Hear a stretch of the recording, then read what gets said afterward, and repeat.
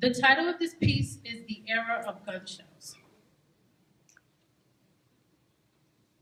Black skin does not mean barbarian, and black men were not birthed to live their lives in battle, but we have still been made the enemy, cast into a draft where they are against us, and even some of us against our own, hoping one day the sun won't turn melanin into charcoal, praying for a lighter shade to protect us from the gunplay and ricochet. But whether light skin or dark, black or brown, they see us all wrapped in one, and you'll be labeled a nigga until they placed you 6 feet underground.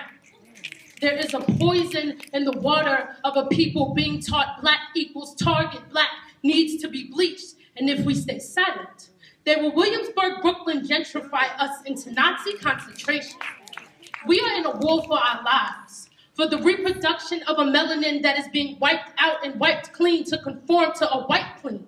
The world has seen but a glimpse into the gaping hole that buries our soldier. Because in this country, a black man is murdered every 28 hours by police, but by popularizing the few, we are burying the masses into an unmarked grave, undermining the majority.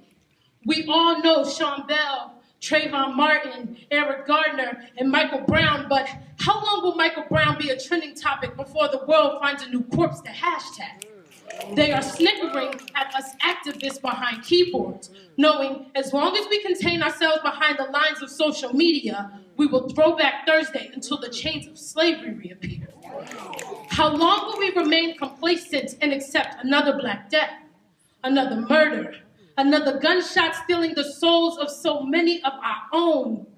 A black mother should not have to hold her breath every time her son leaves the house, wondering if society will spare him enough time to make it home for dinner. This poem is for every black son whose dinner turned cold as his soul soared for heaven, had no time to stop and kiss his mother goodbye, so now she's left breathless, suffocating, rather hold her breath than to breathe in a world where black lives are shown they don't matter. But pointing the finger is so much more than black versus white. Because our black men have been conditioned to see black men as competition. We've consumed so much self-hatred until we no longer know the difference between black on black crime and another shot in the darkness.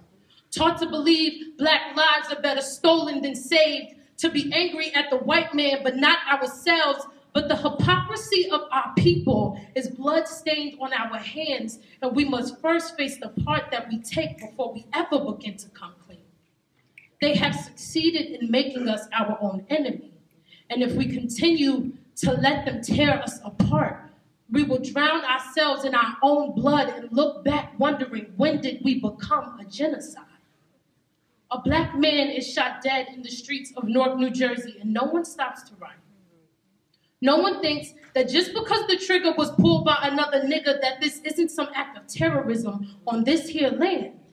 We've been brainwashed into poster child target practice of our own, teaching our young men, instead of going to college, to hate us women almost as much as they hate themselves. So as long as we refer to our women as bitches and hoes, how can we expect the world to see our men as anything but closed caskets?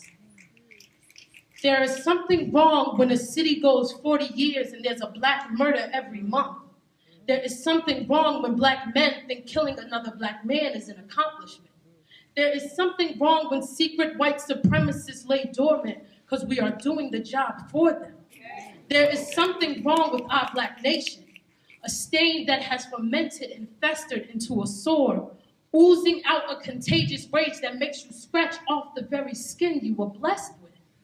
But it's up to you to decide if this skin is a curse or a blessing.